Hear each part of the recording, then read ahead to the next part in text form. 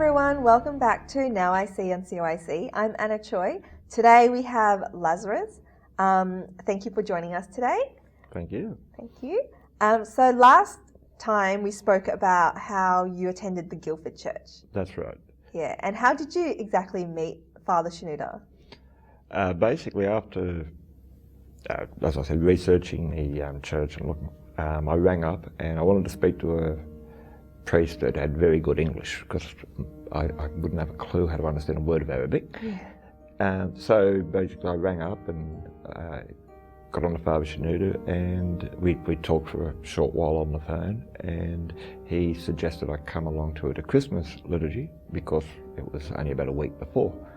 So we did, my family and I. And, so was that your first liturgy, the Christmas liturgy? I know I had visited Arncliffe about two years before, twice, once to an Arabic service and once to an English service. And originally I'd gone there just having a look, and then I spoke to a lot of people. Then I researched about 2 years prior to that, and after that I researched again for about another 2 years, so all up about 4 years. After speaking to people from the church, I wanted to see that, is this the original Church of Alexandria, or is it one that popped up just trading on the name? So I went through and researched again from a whole new perspective, just to confirm what I was looking at was real.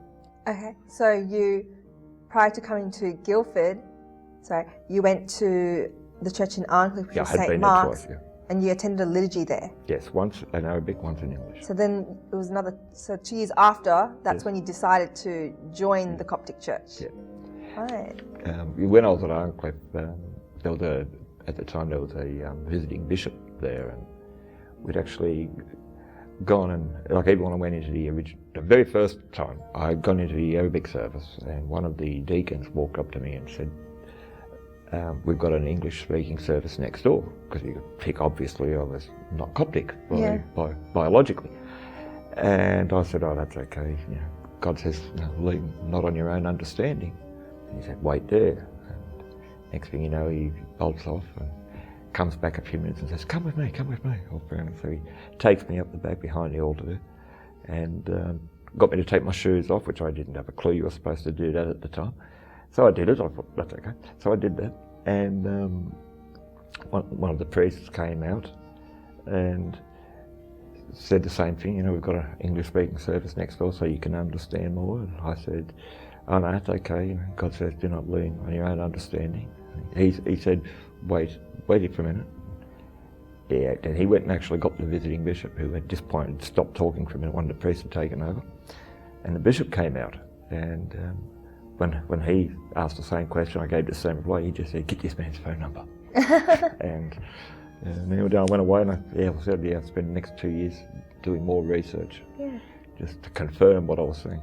How did you find your first experience at the liturgy? How did you find it? I was pretty much expecting it after researching. That was the sort of thing what I was looking for. Yeah.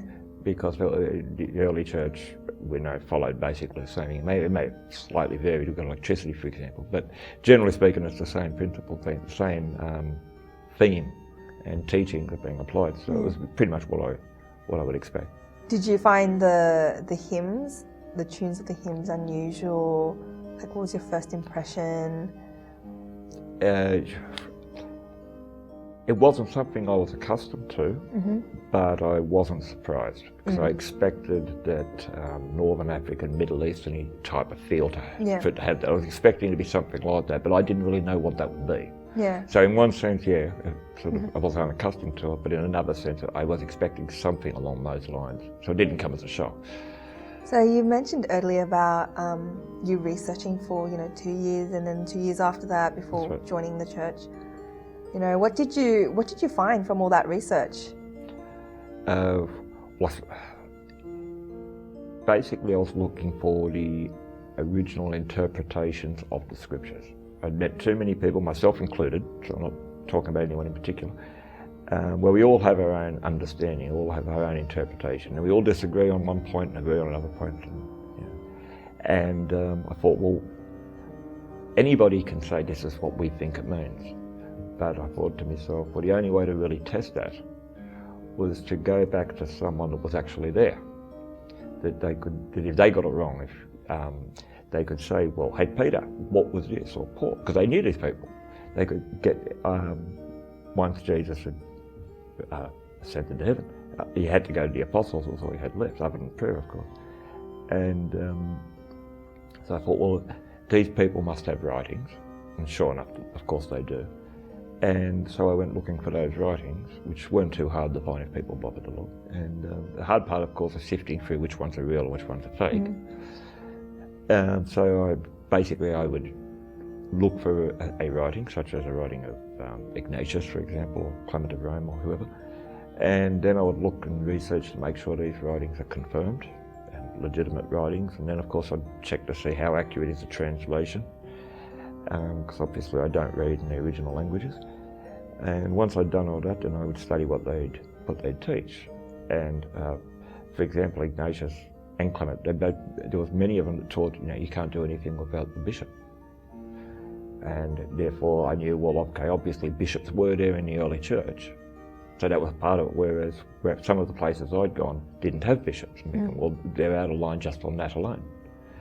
And so there must be some sort of authority structure, so I knew that. So, and just little point by point things fell into a pattern. And then you could look at, well, who is practicing these things, who is teaching these. And some of it was obviously non-essential to the faith, it didn't really matter. But then there were some things like an authority structure. Well, that is obviously essential to the faith. Otherwise everybody would be teaching whatever. And then that was the first 2 years. And the second 2 years was partly that, but a lot of it was also on church history. Church history, yeah. I wanted to trace back the line of the church to make sure, I mean, anybody can say we're the original church, but or from Alexandria or whoever, but I wanted to make sure this was the right line. It was unbroken line of that authority, apostolic authority.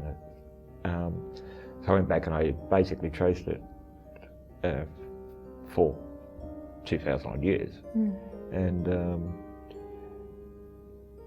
compared that, and I also compared that to things like the minutes of the various ecumenical councils, and compared different writings, some of which are a bit spurious, to say the least, and others that the church accepts, and then basically just focused on putting that all together. And quite frankly, to a lot of it I was pretty confused. I didn't have a clue because it was too much information.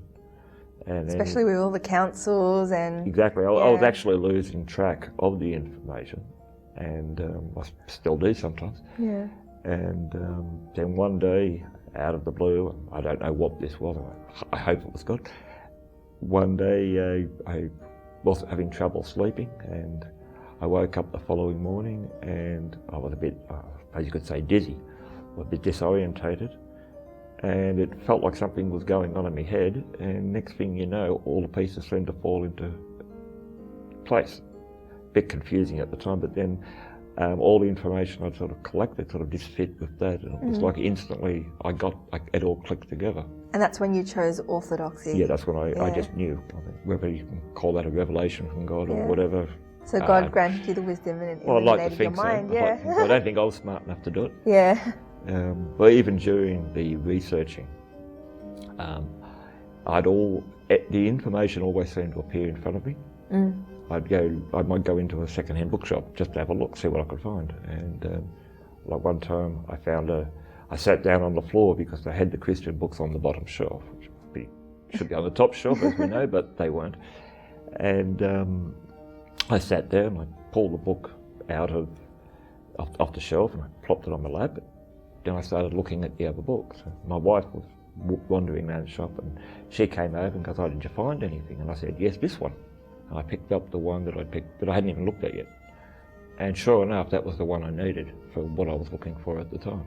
Great.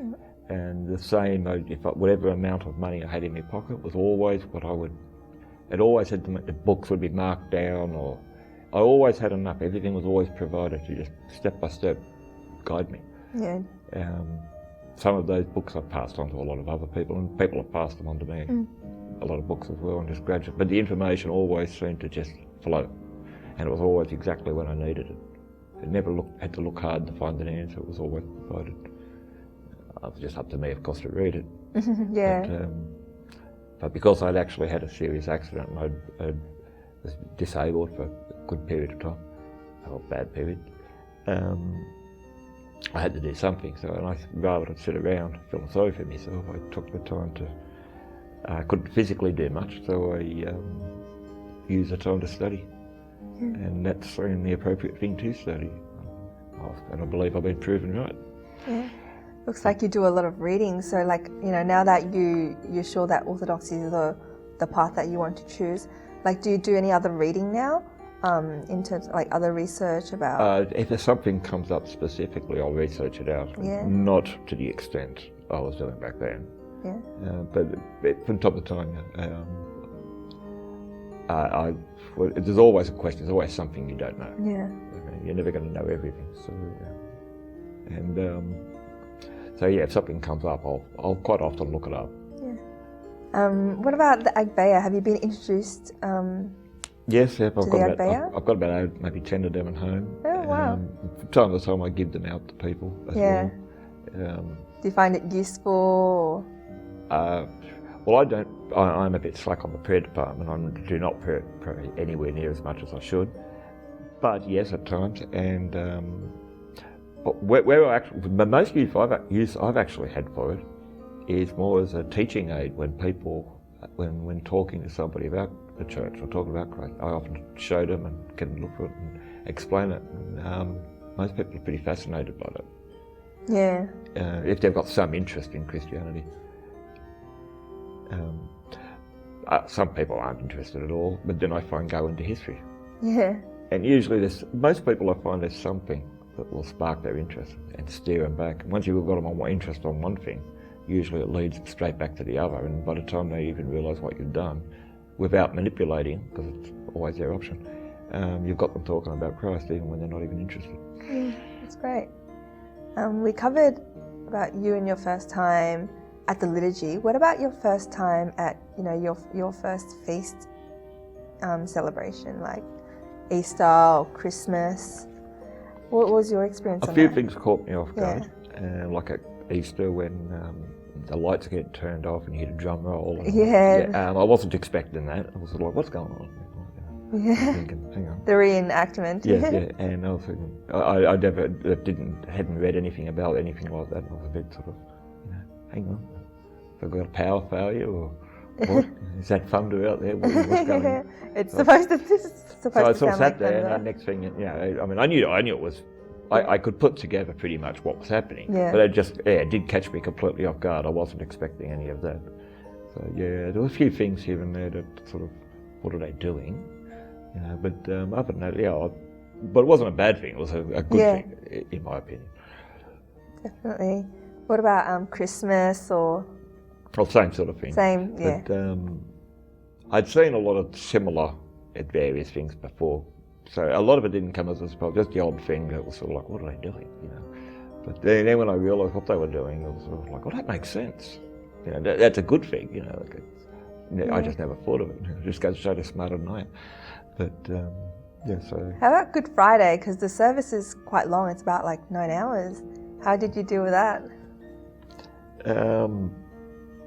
Got sore feet. Sort of moved on the spot a bit, stretching muscles. Basically, on the earthly side of it, it was a bit long for my tastes, to be honest. But I appreciated the need. I mean, what would you chop out? Yeah. You couldn't chop anything out, so it had to be that. Yeah. To fulfill it. So, and I figured, well, okay, if I could stand there for a few hours, it's not going to hurt me. I mean, Jesus stayed on the cross a lot longer than that. Yeah. And so really, it might be a bit of a challenge at times, but push through it. Don't be a wimp.